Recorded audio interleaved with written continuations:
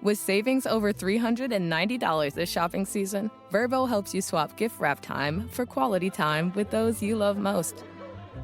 From snow on the roof to sand between your toes, we have all the vacation rental options covered. Go to Vrbo now and book a last-minute week-long stay. Save over $390 this holiday season and book your next vacation rental home on Vrbo. Average savings $396. Select homes only. With stays under $250 a night, Vrbo makes it easy to celebrate sweater weather. You could book a cabin stay with leaf views for days, or a brownstone in a city where festivals are just a walk away, or a lakeside home with a fire pit for cozy nights with friends. Or, if you're not a sweater person, we can call it corduroy weather. We're flexible. And with stays under $250 a night, you can book a home that suits your exact needs. Book now at Vrbo.com. This podcast is made in association with drunkmummysobermummy.com and cuppa.community, the free social network for the sober and sober curious. Oh, the kettle's boiled. Great. Perfect timing. Should we get started then? I'm Victoria Vanstone. I'm Lucy Good. And this is Sober Awkward.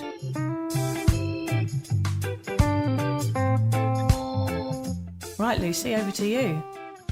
Thanks, Vic. So whatever stage you're at on your sober journey, and Vic and I are at completely different stages, you'll know that life without booze can at times feel, what do you reckon? Awkward.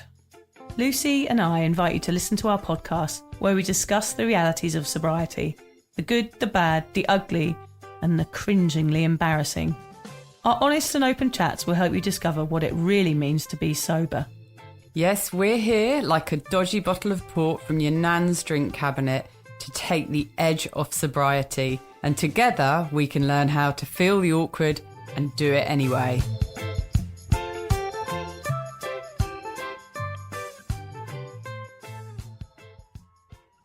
The ice cream van's here. Do you want anything?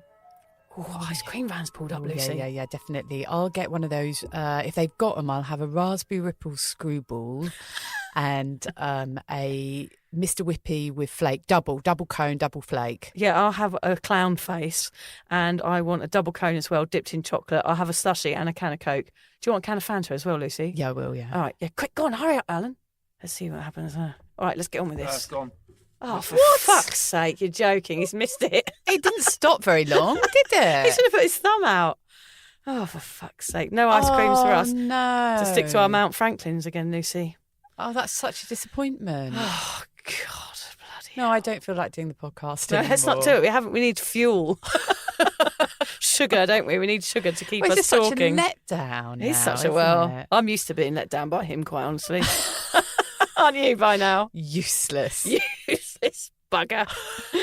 Oh, yeah. So we're here in the booth, of course, as we always are. I just wanted to tell Lucy about the woman that I met in Kmart this week quickly, Lucy. Yeah. I was so, what's the word?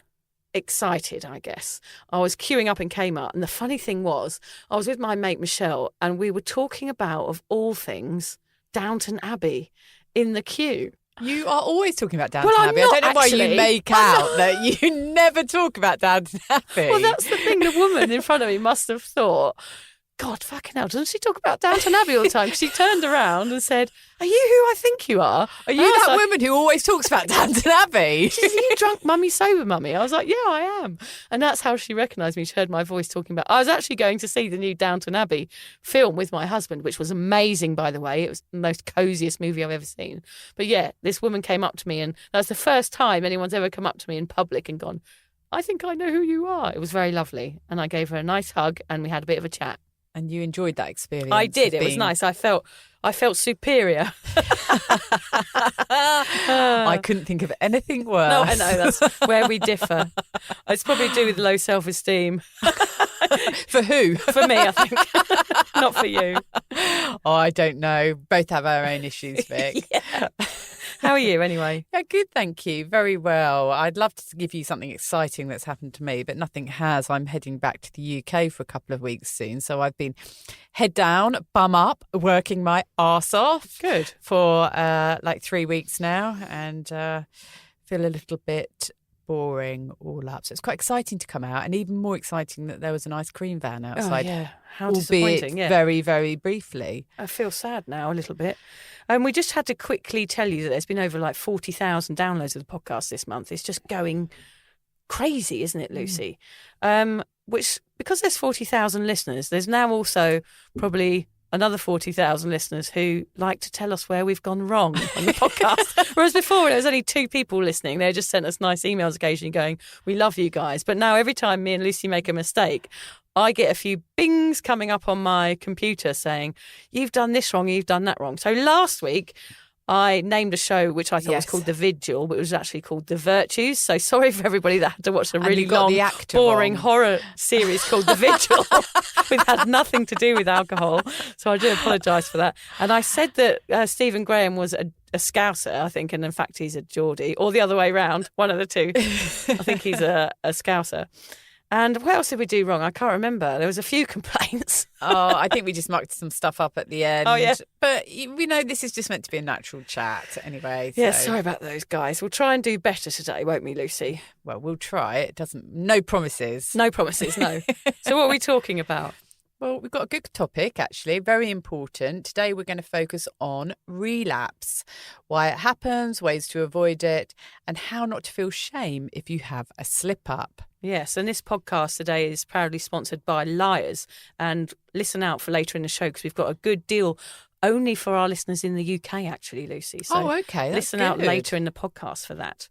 Yeah, so being a drinker can mean you are drenched in shame. We talk about shame a lot, don't we, Lucy? We feel shame for over drinking, shame when hungover, shame at failing at moderation, and then shame for relapsing. Alcohol dunks us in shame like a digestive into a hot cup of Tetley, and it makes us feel like those soggy bits at the bottom of the mug, all sad, lost, and ready for the bin. For many reasons, even though you try, and even though you hate it, when you give up alcohol, it has a habit of creeping back into your mind. Thoughts of it seep into your soul when you least expect it. Little nudges and voices shoving you towards failure. And before you can say Bob's your uncle and Fanny's your aunt, you're at the bar ordering a pint or pulling into the car park next to the bottle shop. And the whole messy pattern starts again. Yes, I know that well. Booze has an incredible pull, an almost unavoidable lure. It's everywhere you go, and because most people can handle a drinky poo or two, you're forced into situations where you feel like the odd one out and are made to feel like your decision to quit is kind of a bit dull and maybe even a bit stupid. It isn't. Yeah, it isn't, but that is how I feel most of the time. You do wonder why you're doing it when you're around a whole load of other people drinking. Yes. Until they've drunk too much. And yes. then you know and exactly they're why done. you've Then done they it. turn dumb and stupid, yeah. Anyway, in a situation like that, you could relapse.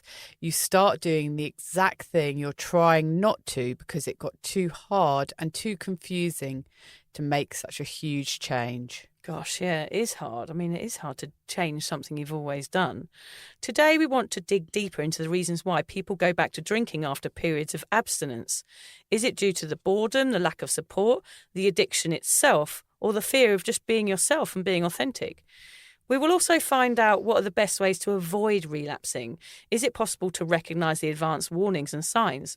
We hope in this episode you will learn to identify the reasons you get pulled back in and be able to circumvent relapses when they sneak up and try and bite you on your botty. On your botty. I love the word botty. You can tell you've got young kids. Oh, my botty. I haven't used that word for ages. Yes, Vic, I'm excited about this episode, actually. Today, we are both going to be honest, as we always are, and tell you about the wobbly times we nearly gave into the bottle and how we, with gritted teeth, stopped ourselves, which is what made our last attempts at sobriety a success. Woohoo! We also want to let you know that relapse is part of recovery and is nothing to be ashamed of. All that matters is that we are trying, and that's one of our sayings, isn't it, Vic? Yes, fucked up and trying to do better. I mean, that's all we can do is try and do better. You're trying to do that every day, every minute, every morning. day. Yeah, be a better parent, be a better cook Yes. for my family. Failing at that at the moment. Everything I seem to cook is either burnt. I don't believe that. You're a good cook. Am I? Yeah. Don't come around mine recently. You made me mushrooms on toast once. They were amazing. Oh, I did make you nice mushrooms on toast, actually. That is true. That's not really cordon bleu, is it? I don't know. I was happy, easily pleased. Easily pleased, good. Both Lucy and I had periods of attempting moderation throughout our lives, but since both of us made the final decision to quit, we have not relapsed. But that's not to say we didn't get close or that it won't ever happen. We hope it won't. We know that booze will be knocking on our front door for the rest of our lives. It really will. But somehow this time round with our sobriety, we both managed not to pick up a drink, which is nothing short of a miracle. So let's start by telling the listeners about the times relapse lurked nearby. When did thoughts of a drink nearly turn our sobriety on its head? Because it's important to talk about that, because forewarned is forearmed, isn't it? Yes, when very it comes true. to relapsing. Yeah. And I think for me, the time when I am most likely to relapse is when I'm anxious, stressed, tired, or cooking. Oh, yeah. Or around my house having something to eat. Yes. Those are all very good reasons. And of course, we feel all of those things that you've just said very often. We do. And I spent 25 years, as you did, Vic, and I'm sure a lot of people listening, every time I felt anxious, stressed or tired, I didn't like the feelings, so I'd pick up a drink. So you've hit it spot on the head there. Like, if you don't like the way you're feeling, in general, no matter what it is, our brains have always been wired to think about alcohol in those situations. It's how we manage. It's how we cope. Yep. It's part of our coping mechanism that we've been doing for such a long time, Yeah. for over half of our lives. So we obviously turn to it. And it's really hard when things are difficult in your life. And there are a lot of moments when things are difficult, especially when you've got kids, teens, Toddlers. that you want to pick up a drink. And, but the other thing that I put down is that I feel like a drink at the hardest times in my life, when there are problems with the kid and things like that. But I also feel like a drink at the happiest times of my life. So if I'm on holiday and completely relaxed and looking out at a beautiful sunset, I feel like a drink then. So it's kind of the two extremes of life that make me want to drink. But also, funny you say that. So you want to drink when you're happy and you also want to drink when you're sad. But then also I used to want to drink when I was in between those two moods, which is all the rest of the time. Yes. So I think there within lieth our problem. Exactly, yes. But I suppose those points in between were more manageable. It's Yes. when you get those extreme feelings of, I feel really happy, this is a lovely moment, I really need a drink to complement it, or I'm really, really stressed, I can't cope, I need a drink to cope. Yeah. So I guess for me, it's the two extremes. Another one is out socialising. That's a time when it could be really easy to relapse, even if you've got really good intentions. Last week, I went out for dinner with a friend and we were deep in conversation and she was talking to me, and I looked across the restaurant and I saw the waitress walk over with 2 glasses of red wine on a tray. And my friend opposite me must have seen my eyes just hook onto this tray and Action follow the waitress across the room. And she turned and looked and she saw what I was looking back, and she swung round and looked back at me and she went, "Look into my eyes." She goes, "It would taste shit. A restaurant like this would serve wine that tastes like vinegar. You don't want it." True. And I just sort of snapped out of it and we carried on talking about what we were talking about. So I guess having supportive friends with you out whilst you're socialising can be really helpful. But yeah, you can be perfectly okay and suddenly you see these drinks being carried across the room and it's all you can take. You sometimes just feel like getting up and just grabbing one and downing it. Well, also, relapse could feel like a long time coming, a thing that you feel like's creeping up on you all the time.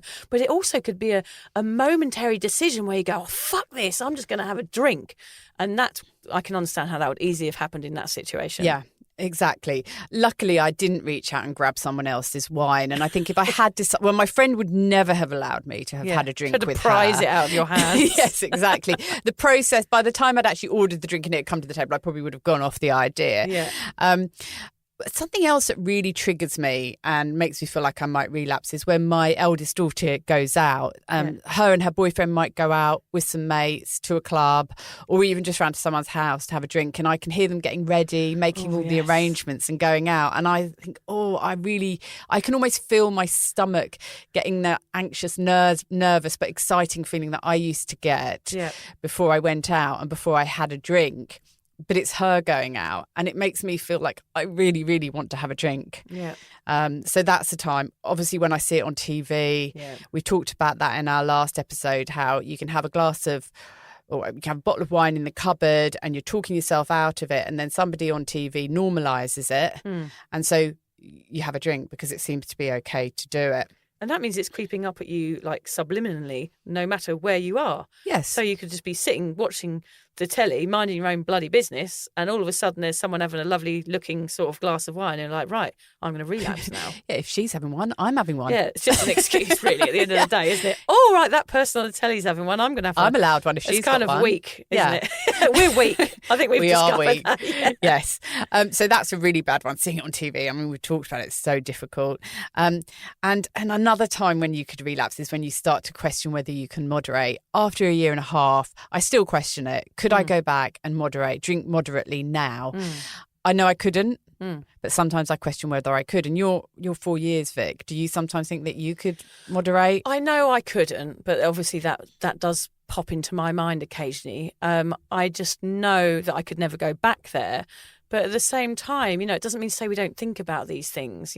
We're not perfect. So things like that do pop into my mind, especially when I'm seeing them all over the place and I'm out with friends and everybody's drinking. I mean, you can't not think about that. It does cross my mind, but I'm strong enough now and confident enough in my sobriety just to let that feeling go. So it's part of it. But when we talk about moderation, I suppose we might think to ourselves, look, I'm going to start drinking again, but moderate. Yeah, no. Well, that's relapse, isn't it? That is relapse. That is exactly what we're talking about. I mean, and also now I see the bigger picture with alcohol. So it's not about me thinking like daydreaming about one glass of wine and whether I could moderate. I know the impact alcohol has on culture and society and individuals and communities. I've done my work. Do you know what I mean? I know what the impact of alcohol is on the world. So therefore, I shouldn't ever go back because I know that, but that still doesn't stop me going, I wonder if I could just have one. Yeah, so if you went back to moderate, it would be like a controlled relapse because you're doing it. Like we often think of a relapse as a sudden moment in time. Yeah. I just pick up a drink and drink it. Damn, I've relapsed. I didn't mean for that to happen. But you can also have a planned relapse. Yes. Like I'm going to try and I'm going to go back to drinking and I'm going to try and moderate. Doesn't work. Doesn't work. It's still a relapse. Yeah. And me and Lucy hear from people all over the world every day. And we know that relapse is basically going back to drinking. It's not like a momentary blip. You go back and you start drinking again and you're in the same position you were a year ago or 10 weeks ago or however long you've tried to be sober for. So I've never heard of anyone in my entire life who has been a big drinker, given up, relapsed, and then been okay suddenly and been a good drinker who can handle it. It doesn't happen. No. It doesn't happen. You're a problem drinker. Once a problem drinker, always a problem drinker. Yeah, you gave up for a reason. Exactly. Yeah. So dating you've put there, Lucy. Oh, yeah. Dating's one for me. I often think, I don't know how I could possibly go on a date if I haven't had a drink. Yeah. In fact, I'll be honest, I won't go on a date unless I have a drink, which means set you I'll up after probably... this. What, with Alan? No, he's married, unfortunately. Or fortunately. Oh, he's just looked in the window. I could practice with him. He looks like the eagle out of Sesame Street with the grumpy face, leaning in the window. The thought of going on a date with me. Yeah, he just made a disgusted look. How offensive. You see, this is why I need alcohol in order to go on a date. Because I need to be numbed out to being rejected. I really could not go on a date with a complete stranger and completely sober, certainly not now. So I often think, well, I'll have to have a drink to do that. Yeah. That would be a planned relapse. So you'd rather probably never have sex again, wouldn't you? Yep. Yeah. Yeah, funny. Yeah. That is the truth of it, yeah. You will get to a point, Lucy, where I'm sure you will have a date. It might be 4 years, it might be 2, but I think there'll be someone out there who will accept this. Some poor soul. I'm pointing at her up and down saying this. What about you, Vic? What are the kind of things that make you feel like you might relapse? I think the nearest thing I've ever been is very similar to you and your friend going out for dinner. Sometimes my husband will have a cold beer sitting on the side. I could just pour it out after a long day. And I feel like my hand out of my control is going to suddenly push out from my body and I'm going to grab it and down it in one. Because when I look at a beer, I don't think, or any drink actually, I don't think about sipping it. I don't think about, sitting with my pinky finger sticking out like something out of The Great Gatsby and sitting all politely and sophisticated. I just think about getting it down my neck as fast as I possibly can. And I often see his beer there and I'm like, oh God, I could just whack that down my throat and nobody would know. Like he'd go out of the room and I'd be like, oh, I could do that. But I know the consequences of that for me would be huge, but it doesn't stop me thinking about it. I mean, when you look at the beer taps in pubs, they've all got condensation on them, and that's cold. for They're a all reason, frozen isn't nowadays, it? They do it so that you're tempted because it's that cold, that quenching the thirst. Yeah. It's no wonder that you feel like grabbing his pint and drinking it at times. I mean, it's all a fallacy, though, to lead us into the alcohol, isn't it? All of those things, the bright lights of the bar, the music, the ambience, they're all, if you're a non-drinker, all of those things are designed to make you relapse, quite honestly. They are. When I don't feel listened to, so we're talking about those strong emotions again, Lucy, as a mum, sometimes I feel invisible because no one listens to me. Like my kids don't listen to me. My husband doesn't listen to me sometimes. Nobody listens to me and I feel like I'm invisible. And that makes me feel a bit annoyed and therefore that is something that could make me possibly want to relapse again. It hasn't so far. And also the other thing that really annoys me is when I meet someone for the first time and literally I will know everything about that person within 5 minutes of meeting them because I'm like, hello, where are you from? What have you been doing? What does your husband do? Da, da, da, da. And I just go on and on and on, probably because I'm nervous and I haven't got a drink in my hand. And then they ask me nothing in return. Yeah. Like I am just a blob of nothing. You're so uninteresting. They have absolutely no interest in asking you any question. Who their fucking dog's tennis partner is. And I'm like, you can ask me a question. And sometimes I do feel invisible and that makes me feel really anxious because I'm like, oh God, maybe I really am invisible. Maybe I'm pointless.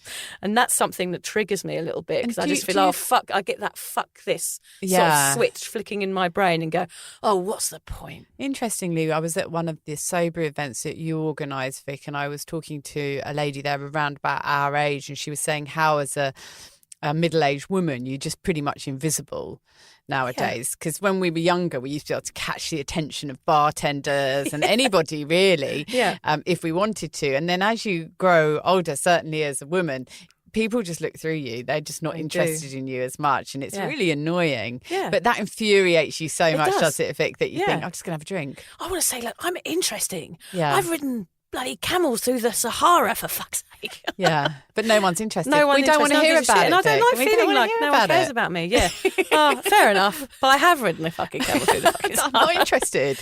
Oh, don't get the hump. Oh dear, that was bad.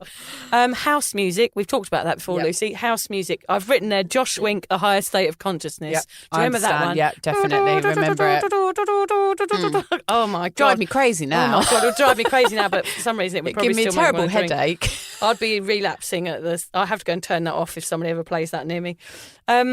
The thought, imagining a whole life without alcohol does almost make me probably want to relapse. The thought of my daughter getting married and, that's the key, is to not think too far ahead, isn't it, Lucy, in this game?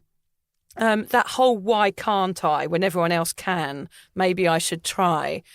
My mind being tricked into drinking again. Because sometimes, if you're feeling low, if you're feeling tired, this sobriety path can feel like a real uphill struggle some days because you're the one swimming against, the flow of the river. You're like the salmon swimming in the wrong direction. And it can feel like everything's against you. And that in itself is real triggery. So you might feel that you can't be bothered to do this anymore. And of course, because we've both been big drinkers, I think there's a sense that probably you and I have always been had a slight rebellious side to us. I've always been slightly rebellious and I still have that within my personality.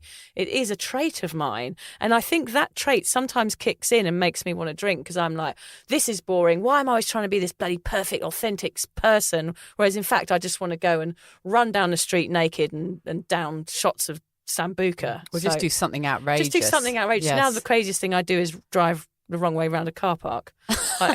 You wild thing. I did drink a cup of tea and I left the tea bag in it. crazy I have to admit, it days. wasn't until I got to the bottom of the tea, I saw that it was there. I thought, you know what? I'm just going to leave it in there. Oh, my God. That is mental. There you go. Yeah. She's really living the life now, Lucy, aren't you? I know. Yeah. So, sometimes you just feel like, oh, God, I can't be bothered with this anymore. So that's pretty much my things. Yeah. I mean, I think at 4 years as well, Vic, I can't imagine what it's like to have been sober for 4 years. Well, you're getting there, Lucy, honestly. Well, yeah, but you change a lot in those 4 years. You must think to yourself, look, I'm a different person to who I was 4 years ago when I gave up. Maybe this person who I am now is able to moderate. So I almost think it would be harder at the stage that you're at 4 years. I'm only a year and a half, so I'm like, I know I can't. It's really quite recent. But at 4 years, you might be thinking, look, I'm different now. I might be able to do it. Yeah, the thought, of course, it does cross my mind, but I can't. I know I can't. I think about those things. It's like a fantasy, and it comes into my brain and I force it out again because I know that I can't. And also, I do this fucking podcast. I write about sobriety all the time. Like, what level of accountability is that? If I go back to drinking now... You're letting the world down, Vic. Yeah, I won't have anyone in Kmart coming up to me then, will I? They'd be like dragging me down to the rehab centre. Yeah, and I don't think I could sit in this booth with a hangover. Oh, God, I couldn't either. It'd be boiling, couldn't it? It's like my friend who was hungover dressed up as the Pillsbury Doughboy. Oh, dear. She had a work gig, and she had this massive inflatable dough and suit. she was that makes me feel sick. She was actually retching. My mate Harriet, hello Harriet, she was retching inside the suit. She had to walk all around all day as the Pillsbury Doughboy. Look up the Pillsbury Doughboy and you see how awful it is. Oh, goodness. So all relapses start with a trigger, then a thought, then a craving, then the actual consumption of alcohol. But let's take a deeper look and identify all of the reasons within that pattern so you can see why and how sobriety sometimes gets rocky. So the first one is the withdrawal. So if you are a very heavy drinker, of course, alcohol is an addictive drug.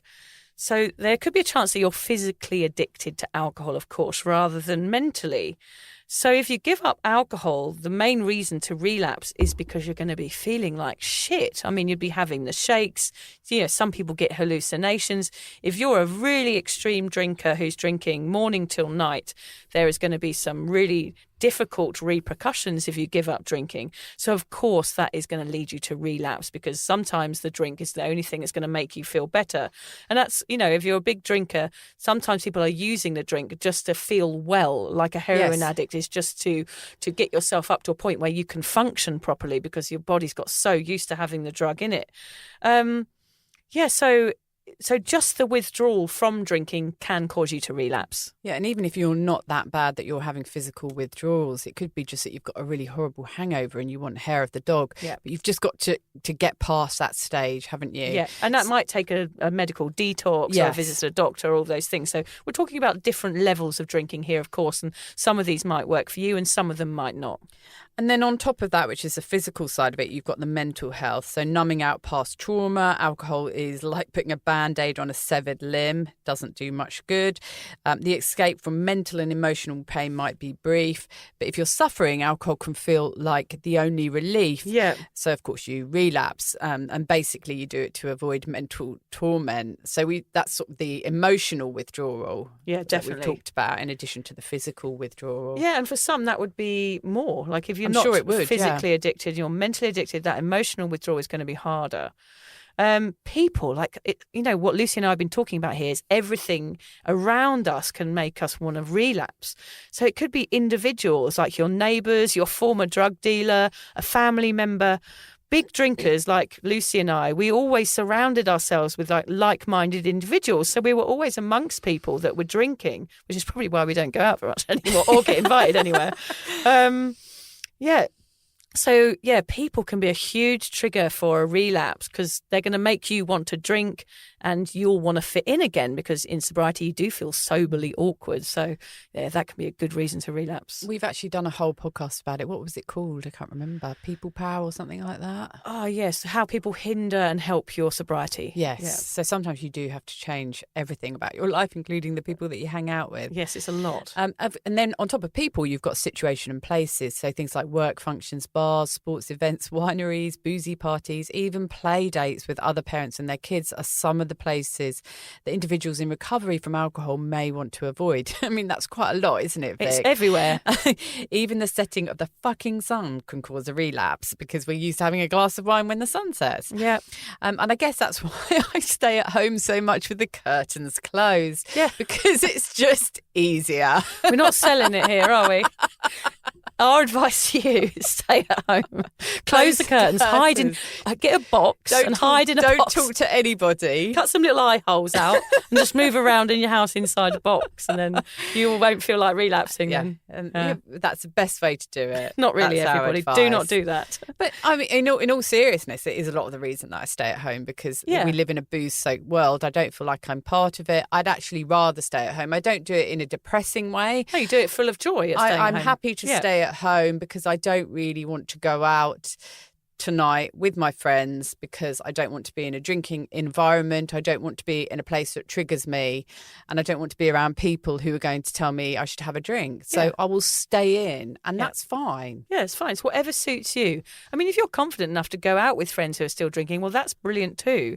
If you can do that and you feel strong, then do that. It's just whatever works for you. That's what we're saying. Like, some of these things might work, some might not. Another thing is things, actually. Things and things. I always say things a lot. Places, people, and now things. So just to really cut off anything that could be good in our lives. Take it all away from us so we don't relapse. Yeah. Take everything away from your life. Glasses clinking, bottles popping, cans opening may trigger an alcoholic to think about alcohol. I mean, like credit cards and straws that may trigger a cocaine addict. You know, it's all that paraphernalia of drinking and that culture, isn't it, around you is going to make you want to drink. I used to have a drinking hat, which I don't have anymore. I used to have different little hats that I used to wear. Like I used to have my whiskey hat and my beer drinking hat. I don't know why. So it wasn't like the sorting hat that said what you had to drink next. No, it was just I was drunk and liked wearing hats. I used to have a friend actually who used to wear a velvet jacket when he was drinking Pimm's. Everyone's got their little drinking paraphernalia, haven't they? The things they do with alcohol. And I definitely had a few of those, yeah. But, you know, they never lasted. There was always vomit down my velvet jacket by the end of the night. Well, I suppose there are things like hats and jackets, but there's also the obvious thing. Something that I got rid of in my house is the wine glasses. Yeah. And I know I put it on your group at the time, Vic, and we were having a conversation about how we can go out and buy different types of glasses for our soft drinks or nice mugs. And you and I have got a bit of a thing about mugs to drink our tea out of. Yeah. I didn't get rid of the wine glasses altogether. I put them in a box downstairs in the cupboard. And if my daughter wants to have a glass of wine, then she'll get the glass out. But yeah, it did help because they were using up half the cupboard, my wine glasses. Yeah. And if you're not going to use them anymore and you're probably going to look at them every day when you reach out to get a mug for your cup of tea, it's best to get rid of them. Yeah, it's true. Yeah, so all of those things, you know, don't buy tickets to the raffle at the pub or things like that because you always win booze. Or I won a fate thing, like a esky full of booze recently at the school fate. Did you? Yeah. Oh, gosh. I was giving it away to everyone. I was like, oh, typical. I've won the bloody esky of booze. Did they not know you were a teetotal? Gosh, how do they not know? I'm famous, Lucy. People recognise me in the street. But not at the school fate, evidently. No. There's also the lack of self-care, which we've talked about before, that I'm not worth happiness cycle, and it's crushing, and it definitely can make us want to guzzle a drink, even as a form of self-harm. Look, you know, I don't like myself and I feel shit, so I'm going to punish myself by pouring this poison into my body. Yeah, I totally understand that. Like, if you feel like shit and you don't care about yourself, then what would be the point in stopping? So that you could never stop. You're always going to be in a constant relapse cycle if you feel shit about yourself. If you're doing it as self-harm, you're actually getting more pleasure from drinking, even more pleasure because you're doing yourself harm. Self-flagellation, I think it's called, isn't it? Yeah. Relationships and sexy time. If an individual is not in an intimate relationship when they quit booze, as you were talking about, Lucy, the dating scene, it's encouraged to stay out of the scene for several months or even a year. Having a broken heart and being conscious of your body, two major things that are going to happen in a relationship, they could be prolific reasons why you might relapse. Yeah, they really are. I think that's right up there, Vic, that one. And because, heartbreak or anything like that is so strong difficult emotions to deal again, with. yeah. Or rejection. I know we were laughing about it earlier, but you go on an online dating app. We laugh at rejection. And it is, the kind of rejection you get on those. I haven't done it myself, but I speak to other people. You've just got to be so prepared for one rejection after another, and usually in quite a blasé manner. And it can just make you feel awful. And if you're trying not to drink at the time, you're putting yourself in really dangerous ground. And it sort of takes us on to our next one, which is about being overconfident. So, going dating too early, it could be that you're being a little bit overconfident. Believe it or not, you can be overconfident when you get sober, and Vic admits to that. It means you might put yourself in a risky situation to show off your strength, and that can be dangerous. Look how sober I am. Yes, look at me dancing on the dance floor, doing all these moves with no alcohol in my body. Look at me go. Yeah. Being overly cocky about sobriety might lead you back to the bottle, so don't throw yourself into situations that might be too much. Yeah, I mean, I was guilty of that stuff. Do you remember I used to go out and put this big grin on my face and pretend I was the same person that I used to be? I used to pretend to be drunk when I was sober because I was still in that stage where I thought that was expected of me. That's and I used crazy. to come, I know, it's so silly. I don't do it anymore. I did it when we were doing this podcast still. I was doing it when we started this a year ago. I remember you having an issue with it, Yeah, and we were talking about how you were going to overcome this I problem don't do that it you had. I just thought that's what people wanted from me. So I'd go out and be like, hey, look, I'm still crazy and I've got funny stories, because I still wanted people to like me. But the longer I've gone on with my sobriety, the less I care whether people like me or not. And they don't. So yes, I'm okay with that. But it's whatever, isn't it? You really want those people who like you sober. They're the people that you're going to spend your time with now anyway. So it's a good way of finding the right people for you. I know that even in my first few months of sobriety, I was going out with my friends for boozy lunches and things like that. And that was in the first few months. And I'm not quite sure why I did it, but I think, yes, it was a matter of proving I can do this. But then I thought, I'm actually not enjoying it. Yeah. I don't need to prove anything. I don't really want to go for the boozy lunches without booze are pretty crap. Yeah. So we just go for morning tea, don't we, Lucy? That's much better. Cucumber sandwiches, nice cup of tea, no boozy bollocks talking and people being weird. Suits us down to the ground. Nice piece of cake. Lovely bit of cake, yeah, lovely. Bored and lonely we have here. These have nearly tipped me over a few times, honestly, Lucy. Yeah. Boredom and isolation could easily be listed as the number one reason for relapse. What do you do to avoid it? Well, I just get bored. Yeah, you allow it. No, but there's something to be said for allowing yourself to be bored. Well, it's an interesting question because I don't really do anything. I've just reframed boredom, and we talked about that in the last one as well. It's what was boring before is now actually a really peaceful, enjoyable time for me. So I don't really worry about it too much. But it does take a while to get used to having that space in your life and using that space for peace. I mean, that's all we really want, isn't it, out of life, is peace and quiet. Yeah. That's all I want. That's all I want too. And because you've been obsessed with alcohol for so long, you've been thinking about it all the time, suddenly you've got all this space in your brain and in your life to think about something else. And that probably would make you feel a bit isolated and lonely in the beginning because you do feel like the odd one out. Yeah. But what we're saying is further down the line, those are the things that make it all so worthwhile. Yeah, it is. And in the early days, some people make huge life-changing decisions in the first year, and it can be too much. So it's important to take it slowly. Early sobriety is a vulnerable stage. It's shaky ground. So don't overstretch yourself, as, you know, it can lead to relapse, can't it? Definitely. And then, of course, there's the memes, the alcohol advertising, the movies, the adverts, and the rest of the blatant pushing of alcohol subliminally down our throats. Let's face it, reasons to relapse are extremely hard to sidestep. They are. Oh, yeah. I think we've made it sound worse. Yeah. Well, we haven't done it. So no, not this time. It sounds time. awful, but we haven't done it. So it is possible to not relapse. That's what and maybe it is being aware of these things that's helped us not to do it. Definitely. Yeah, it's why sobriety has to come from you. So what we're saying here, all of these things can be going on around you. The glass is clinking, the situations, the places, the people, the relationships. All of those things can be going on around you, but it's up to you whether you choose to tune into them, I think, isn't it, Lucy? It's up to you to decide, sobriety has to come from your heart, from your soul.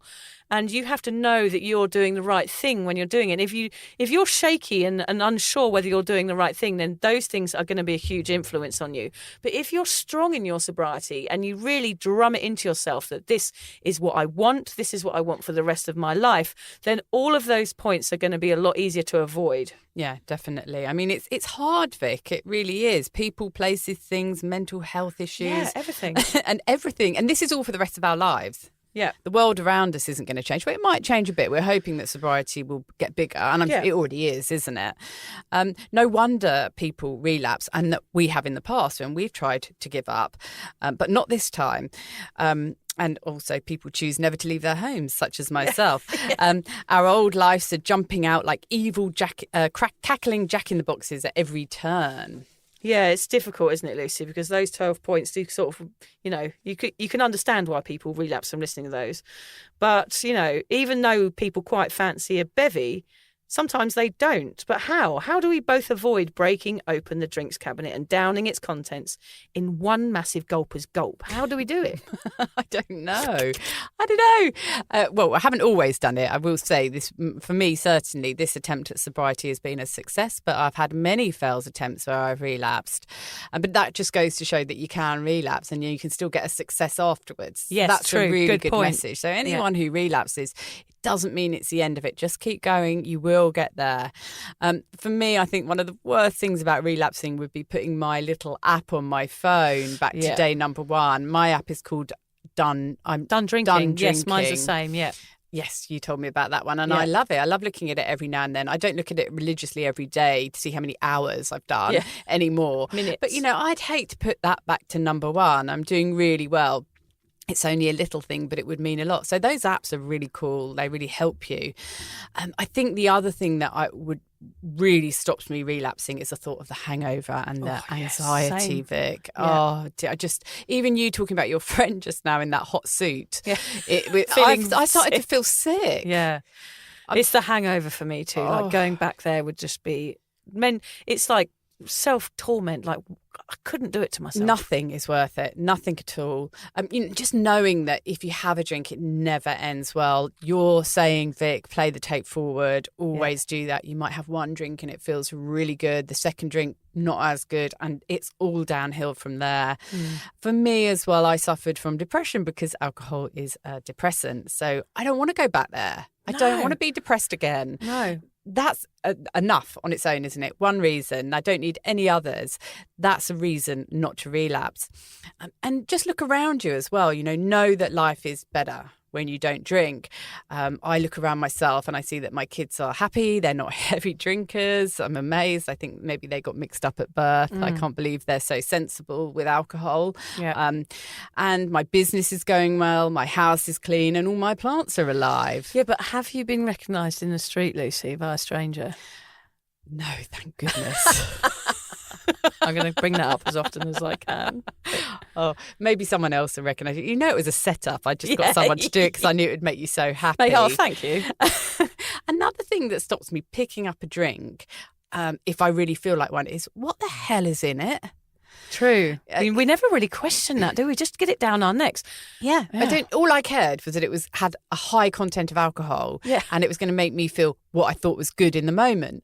But now, it's a reason that I wouldn't touch Class A's or anything like that. It's like, what's in them? It's just really weird that I was ever putting this stuff into my body. Yeah. You feel quite pure when you're sober. Definitely. You haven't put all these things into your body that are contaminating you and all these toxins. So when you think about what's actually in that alcohol, what are you putting in your body, that actually puts me off. Another reason, a really big reason for not relapsing, is letting people down. My dad, Vic, my kids, really important. Everyone who listens to this podcast. The podcast would have to end if we started drinking again, Vic. I don't know. It'd be a good episode, though. Oh, it would. Could you imagine? Yeah. Oh, God. Imagine us dragging each other into the booth. Well, it would be actually very sad. It would be a horrible episode to do because we would both feel absolutely traumatised if one of us started drinking again, wouldn't we? We would. Yeah. We really would. And the funny thing is we didn't know each other as drinkers. Even though the weird thing in our relationship is we used to hang out in all the same places in the UK and our drinking habits were really similar. We turned out we actually know some of the same people. Yeah. Lucy knows the guy that I was with when I blew my finger off with a firework on the Millennium Night. We worked that out. Yeah. We've got very parallel lives, haven't we? Yeah, but we've never actually sat down and had a drink together. And I think it would kind of be like... it'd be weird. It would be like tectonic plates moving. It would be like the end the earth of would everything. move for us. Yeah, it'd be awful. It would be the beginning of the end, I think, wouldn't it? It would be. Yeah, so play it forward. Play it forward, guys. But the other thing something that really helps, as well as all the things I've mentioned, are thoughts. Thought of the hangover, thought of how my life would go downhill, the thought of how I'd let people down. But it's also about having those practical tools that stop me relapsing. And those are finding little diversions, and not necessarily hobbies or study and things like that we've talked about that perhaps fill in the gaps that we used to call boredom, but little things that you can do when you're really desperate. And I actually wrote an article for Cuppa about this. So, if you're sitting at home on your own and there is wine in the house, or the off-licence or bottle down the road is open and you're really desperate for a drink, you've got to have some little tools to hand to stop you going and getting that drink. And they might be as simple as, getting out of your own head, going for a walk, going to the ice cream shop, buying a massive ice cream, phoning up a friend, getting out the knitting needles and stabbing someone with them. I don't know. Whatever it is, have some things to hand, some tools, if you feel like you're going to pick up a drink. That is really good What advice. about you, Vic? Yeah, for me, I understand now that puking on a stranger's living room floor isn't better than me waking up feeling happy, because that's the... Why did it take so long? I don't know. It's taken me 25 years to understand that what I was doing actually wasn't making me happy. It was just making me feel like shit all the time. Yeah. And people thought I was a total nut job. So just looking back on all those years is enough to not make me relapse of all my behaviours. My children, of course, are my why, so I just have to look at them. Even though they annoy the bloody hell out of me, I still see them as my reason why to never, ever drink again. And it's important to focus on these things, like you say. Really ingrain them into you rather than the alcohol. Ingrain the good things and say, right, these are my reasons why, and this is why I will never do this again. And you need to pull them into yourself in these moments of need. Of course, all the hard work that I've done to get to this point would be a reason not to relapse. Over 1,500 days on my app already. That's why those counters are good, Lucy. Again, thinking about the anxiety, I couldn't put myself through a hangover. I would literally be knocking on the door of a mental institution if I had anxiety again. I do not feel like I would survive it, honestly. So now it's like trying to focus on those positive things and remember those and those distractions. Turn the kettle on, as you say, have a cup of tea, have a slice of cake, get some chocolate, go for a walk. All of those things are so good. And of course, what I've said is this accountability of the job that I'm doing now. It's a full-time job being a superstar. Of course. I can well imagine, Vic. Exhausting I'm on every level. Flying off the paparazzi at every turn, Lucy. You mean Kmart? Yeah, Kmart. That's paparazzi. What were you buying in Kmart again? What were you buying when you were discovered by a fan? Like a bog brush or something. Oh. Yeah, so accountability is a good one. No matter what you do, if you make yourself accountable to one person, that can sometimes be enough to stop you reaching for that drink. And also finding other drinks to look forward to, that's always a good thing. Find your new alcohol-free favourite bevy. We had Heaps Normal, didn't we, that time? That was a good one. And also, of course, Liars, who sponsor the podcast, have some amazing alcohol-free drinks. And actually, good time to talk about this, Lucy. We have a special treat for our listeners based in the UK, courtesy of Liars, our favourite supplier of non-alcoholic drinks. When you subscribe to the Liars newsletter, you'll get a free, yes, Lucy, that is free, 700 millilitre bottle of their signature coffee, original non-alcoholic spirit. Yep, that is right, totally free. Just go to liars.co.uk/offer/sober awkward and fill in the short form to get the code to redeem your free bottle. Be quick, though. This offer is only available while stocks last, and you don't want to miss out on those delicious alcohol-free espresso martinis. Available to UK residents only, liars.co.uk. So yes, sorry to everybody else, but that is just for our UK friends. I'm not in the slightest bit worried. I'm going back to the UK soon. Oh so yeah, you can order it. It'll be there when you get there. Not only that, I'm going to be there for the Queen's Jubilee. Oh gosh, which will so be a I huge can get boozy some liars Yes, get to some enjoy liars. with the Queen's Jubilee over in the UK. Although you did say you have to be a UK resident. Do you think you could just they'll use your dad's know? address. Yeah, that'd be fine. Oh, don't tell them. Yeah, I'm sure we could wangle a freebie for you, Lucy. A picture of you in your Jubilee dress. Yeah, well, I was a bit worried about that. You know, that's a typical event. Yes, I was talking to my cousin who's in the UK, and we suddenly realised I was going to be there for the Jubilee, and we got very excited. She was saying there's street parties, everyone's organising something. You know, it's a real vibe over there. You can imagine what it would be like, Vic, over there. We do get quite excited. And look, I'm not a massive royal lover, but I love the Queen. I think she's done a marvellous job. Oh my God, I'm not going to get involved in this conversation. She's just worked so hard, and she's so sweet. She's so sweet. I look at her and I think, God, you've done a good job. You've worked so hard all of your life.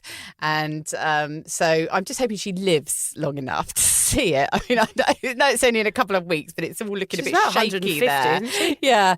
But no, there's always a really good feeling with stuff like that in the UK. Everyone gets very excited. Yeah. But of course, there is going to be a big drinking culture and everyone's going to be out partying. They'll probably wheel out old Paul McCartney, won't they? Oh, yeah, I'm sure they will. For a bit of Hey Jude. Yeah.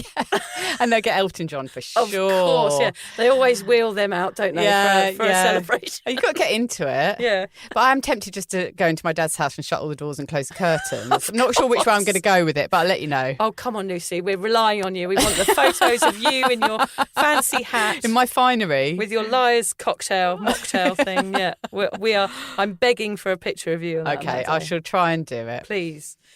But let's be honest, Lucy, keeping sober forever can seem very fucking hard. Being the best version of yourself gets a bit wanky and self-righteous. I definitely feel like that quite a lot, quite honestly. I know I feel like a smug idiot sometimes, banging on about being sober and staying sober. And, you know, for a lifetime, it can feel an uphill slog. I'm naturally rebellious, so my noise, like if I hear someone talking about alcohol, I do lean in.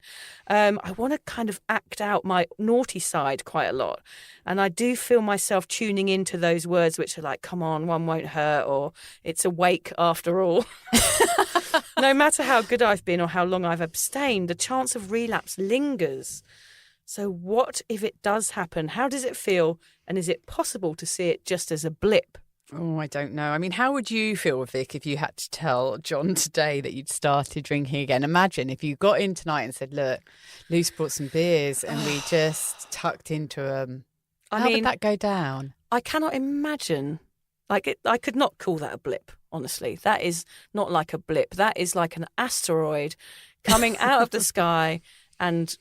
With a load of beer cans. Well, yeah, with a load of beer cans behind it, bombarding my life and destroying it, because that is against everything that I've worked to do. So I can imagine why people feel shame about it, because if I did that, it would be against everything. It would be that I didn't care about my children anymore. I didn't care about him anymore, that I was prepared to risk my mental health. It would be so huge, really thinking about that moment and having to admit to it to somebody that I love that I'd failed so dramatically. It would be absolutely awful. Yeah. Well, and I feel the same. I mean, you just feel that letdown, and I think because we've both been so vocal about it and how good it is being sober. Wouldn't we look so stupid? Yeah, We'd look like right wallies if we started drinking again, wouldn't we? So there is this drama involved with relapse, isn't there, Lucy? Like, it does feel like a really dramatic thing. And it could feel like a huge fuck up if you do it. I would feel that too. It's not like a tinsy-wincy bump in the road, but could it be seen as that? I think we're going to discuss quickly, Lucy, some ways of making relapse feel less overwhelming and less dramatic. Are there ways that we can feel that? Yeah, because we don't want to sort of minimise the feeling of relapse. Relapse is not a good thing. We don't want people to do it. I mean, everyone says that relapse is part of the recovery journey. And yes, we know that it is. But you don't have to have a relapse. In fact, it's better if you don't have one. Yeah. But adding too much to relapse and making too much drama around it can actually make it a bigger thing than it needs to be, and it can delay you getting back onto the sobriety path. So I guess we've just got some ideas here of how to make it feel less overwhelming so that we can just deal with it and then try again. And hopefully not do it as well, of course. Like not have a relapse is going to be the best path to be on. Yeah, you don't have to have a relapse and to actually, get sober. No, and somebody emailed me this week through Instagram because I was talking about relapse on there, and they said, when will I relapse? He was like 30 days sober. And I said, you don't have to. No. He felt like, because everyone's talking about it being part of the sobriety journey, everybody does it. I haven't relapsed. I said to him, I have never relapsed. I knew, I did the work, I did the therapy, I put everything in place for me not to relapse, and I haven't. And I said to the guy, it doesn't have to be part of your journey. You don't have to relapse. And it's obviously going to be better if you don't. So we want to make that clear.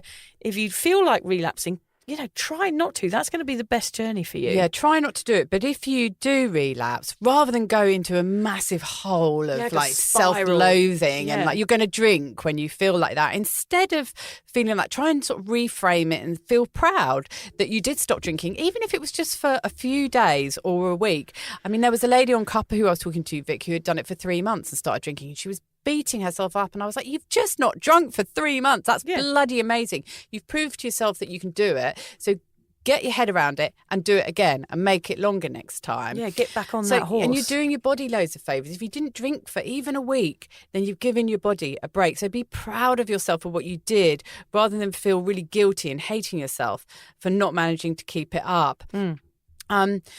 If you can't do it, if you keep relapsing over and over again, it is a sign that you have maybe got an issue with alcohol, because you just can't stay off of it. And maybe that is going to give you the significance you need to make an appointment with a doctor and say, I can't stop drinking. Even when I try, I go back to it. Use your time having not drunk and then starting again as a lesson. So say to yourself, what worked about that? How was I able to stay off it for, say, 3 months? What went wrong, and why did I start drinking again? And once you know what happened there, when you have another go, you can use the things that happened to make it work better next time. And know that you don't need to go headlong into binge drinking again. Like we were saying, Vic, you can just say, okay, I've had a drink. I shouldn't have had one. Yes, I have got to put my counter back to 1, but I'm just going to get straight back onto the sobriety path. You don't need to really go and have a massive bender because you relapsed. It doesn't have to be like that. Yeah, because I guess the shame, and you feel that whole woe is me sort of emotion, don't you? So it's a terrible combination. I've had a drink. Well, now I've had one. I may as well just fuck my life up because I'm a waste of time and nobody trusts me anymore. I'm a failure. And I could see how that could spiral into you getting more and more and more drunk on a daily basis. That's of course, it's a terrible combination. Terrible combination, the shame plus the alcohol. But if you just see it as that blip, which is a possibility, you could just snap out of it and go, right, that was fucking stupid. Let's start again. Learn from it and move on. And of course, know that you're human and that alcohol is an addictive substance. It's a real battle that you're fighting. The battle is real, yep. So if you do have a relapse, I think it's good to remember that every day is a new opportunity. You can start afresh. That sun is going to rise like it always does, and that is going to be your opportunity to start over again. And as Lucy said, use it as a lesson. Everything you've learned in that relapse is what's going to keep you stronger for the next time. And hopefully there won't be a next time, of course. So you have to try and move on emotionally from it. Separate it, compartmentalise it in the brain. Say, like, I've done this and now I'm not going to do it again. The other thing is that it's a good idea to, of course, attend therapy, which we will always say, and keep your mind occupied in other ways with creative endeavours and walks and things like that. Even holistic treatments might work. Oils, massage, anything that helps you relax.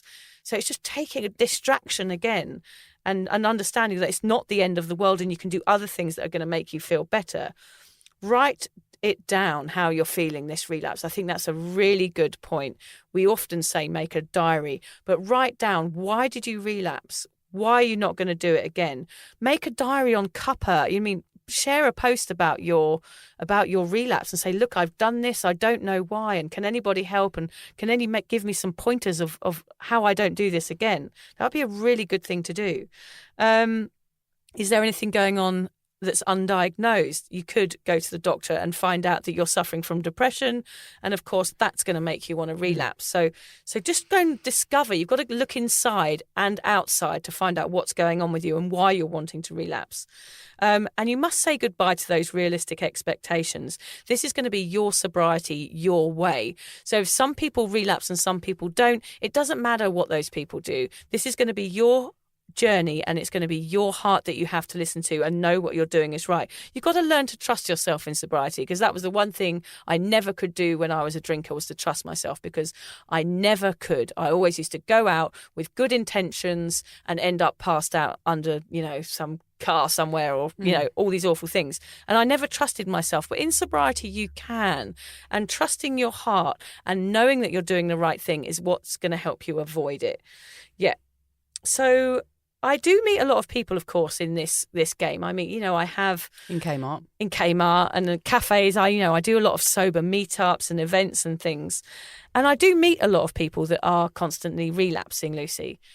And for me, I do find it quite hard because I don't know what to say to them sometimes. Like, they feel like it's just going to be this never-ending battle. But what I do know is that some people relapse a lot and then suddenly it clicks. Can be for no reason or many reasons at all. So I think it's important to say, don't give up. Even if you are relapsing and this does feel like that uphill slog, there is going to be a point where you've just fucking had enough of that. Like you and I with moderation. Just there done, will be a point where you're just over it, won't there? So you might need a different recovery option is what I'm saying. If something's not working for you and you keep relapsing, you need to try something else, whether that's a different type of therapy, a different group of friends, even if you need to go to AA, whatever you need to do, you might need to change it. And that's what we're saying is whatever works for you to stop those relapses happening. Yeah. So the humiliation that surrounds relapse can be really harming. We do it to ourselves, yet we hate what we do.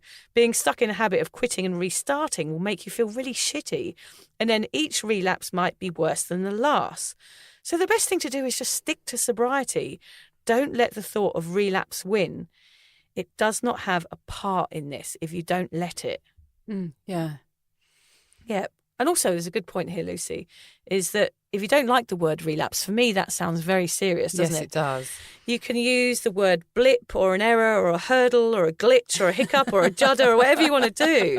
You don't have to use those labels like, Lucy likes the word alcoholic, I don't. But then she wasn't alcoholic, I wasn't. I knew that was coming. No, I was, I admit it. Or are you still? Yes. Once an alcoholic, always an alcoholic. Yeah, I don't know. That's another chat altogether. I'm sober curious, Lucy. I'm sober curious.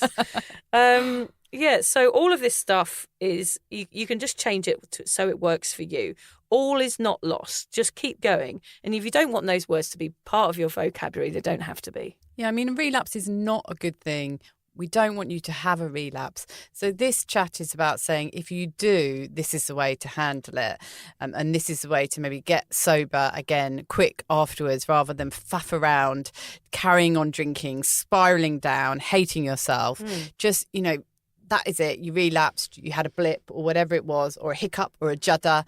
And now you're just going to get on with where you were, back onto the sober bus. Yeah. That's a happy place Stop to be. Stop faffing is Lucy's advice. Stop faffing around. Faffing. Get on the bus. Got some top tips quickly.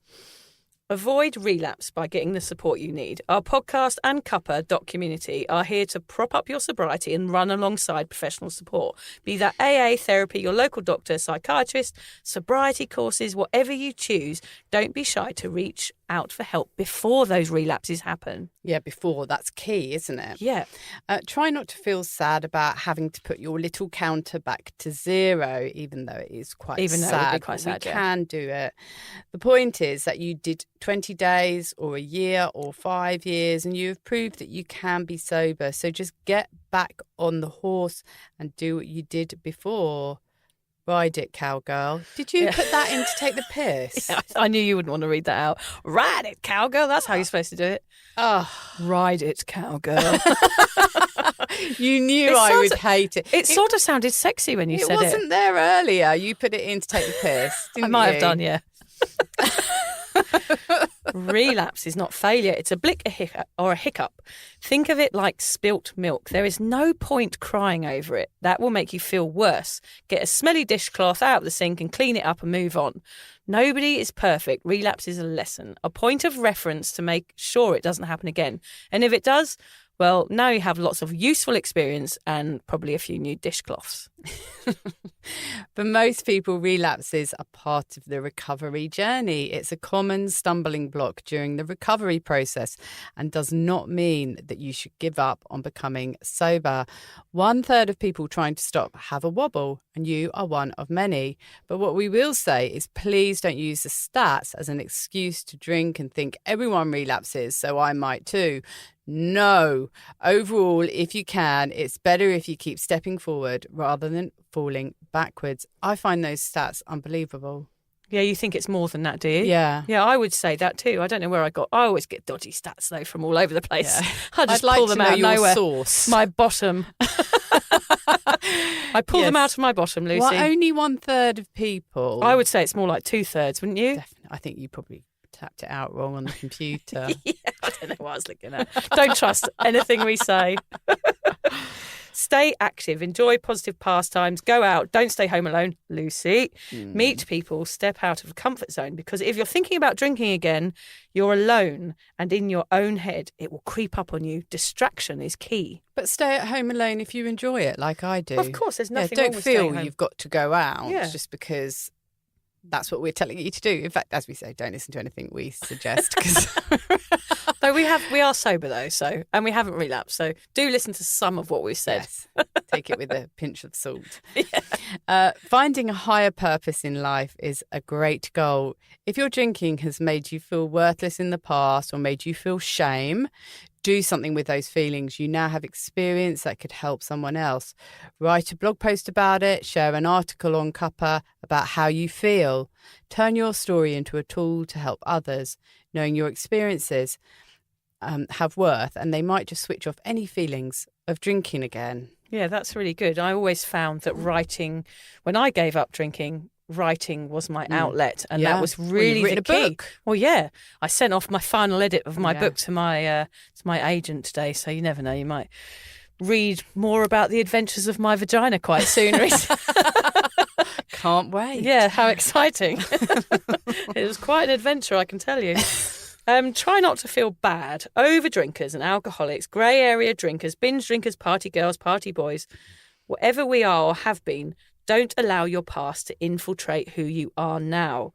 You are not alcohol anymore. It's no longer reigning over you, hopefully.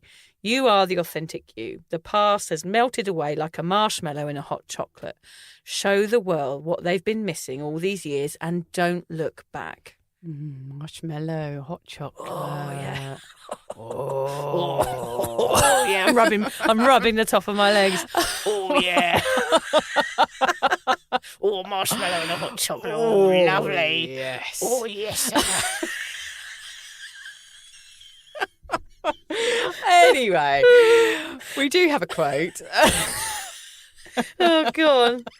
Fucking hell. I am not defined by my relapses, but by my decision to remain in recovery despite them, Yes. which is a really, really brilliant quote for people who relapse, because that's when your real strength comes out, isn't it? If you relapse and you have to sort of pull up your big girl pants, as they say over here in Australia, Yep. and get on with it and get sober again. And that is that gives you strength. Every time. Our challenges are what gives us strength. I'm going to read it again, actually, Lucy. Go on. I am not defined by my relapses, but my decision to remain in recovery despite them. Oh, it's a good one.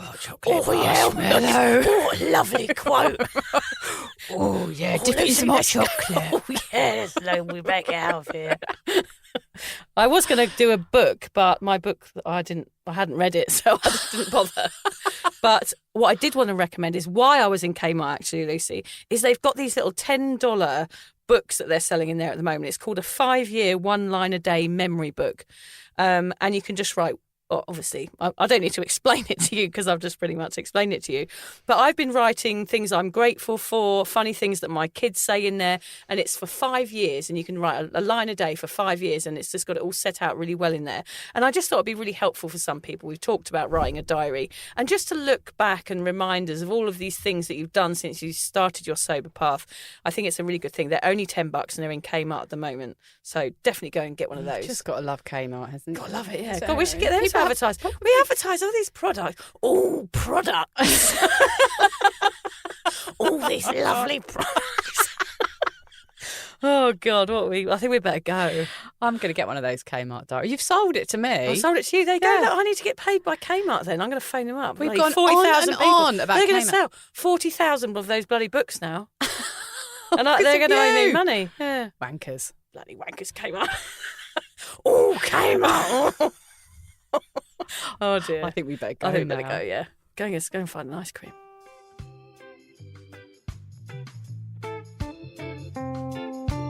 Thank you for listening to the Sober Awkward podcast.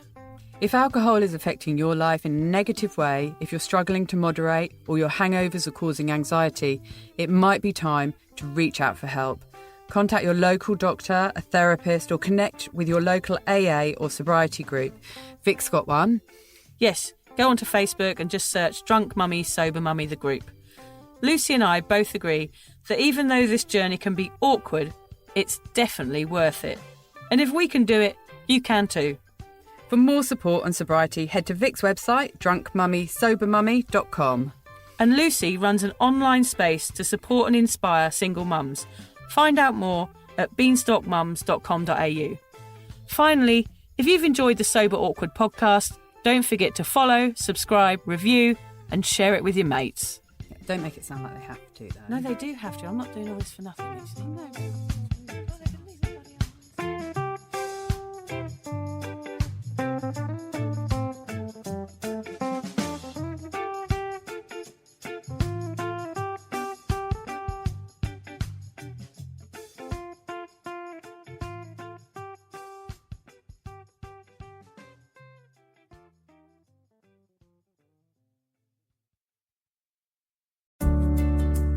Hi there. I wanted to tell you about a podcast that I think every single one of you will benefit from. It's called Therapy Works, and it's hosted by me, Julia Samuel. I'm a best-selling author and psychotherapist. I invite you into my therapy room where I speak to either a known or unknown guest. Topics range from the difficulties of divorce, a life-changing illness, to the struggles of motherhood. Search Therapy Works now, wherever you get your podcasts, and subscribe to make sure you never miss an episode.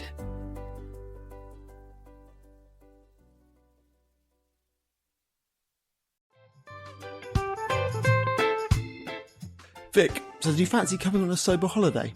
Don't worry, we're not talking about some corporate wellness retreat with cucumber water and enforced eye contact. No, this is a sober awkward retreat. 8 days of sun, sweat, laughter, and absolutely no hangovers. Yep, it's all happening in Thailand next October. Picture this: yoga at sunrise, writing workshops, ice baths, Thai boxing, and lots of awkward sober dancing under the stars. It's a proper holiday with proper weirdos, our kind of people. Yeah. You'll meet legends who've also given the booze a boot and want to have fun without feeling like a social reject. Come solo or grab a mate. Bring your awkward, bring your sun cream. No pressure, no judgment, just a big, warm, sober hug in paradise.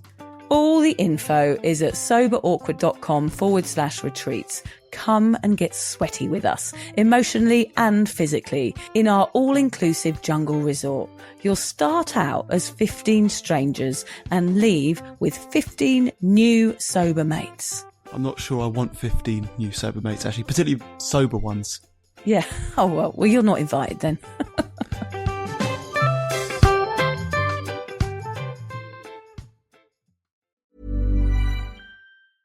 Verbo last-minute deals make chasing fresh mountain powder incredibly easy. With thousands of homes close to the slopes, you can easily get Epic Pow, Freshies, First Tracks, and more. No need for months of planning. In fact, you can't even plan POW. POW is on its own schedule. Thankfully, somewhere in the world, it's always snowing. All you have to do is use the last-minute filter on the app to book a last-minute deal on a slopeside private rental home. Book now at Vrbo.com. Your business is one of a kind, so your website should be too. With Wix, it's easy. Almost too easy to create a website that's perfectly yours. Just tell AI what kind of site you want to build or choose from thousands of templates. Change whatever you want, whenever you want, and get everything you need to start running your business your way. No matter what you sell or what you aspire to be, you can do it all yourself on Wix.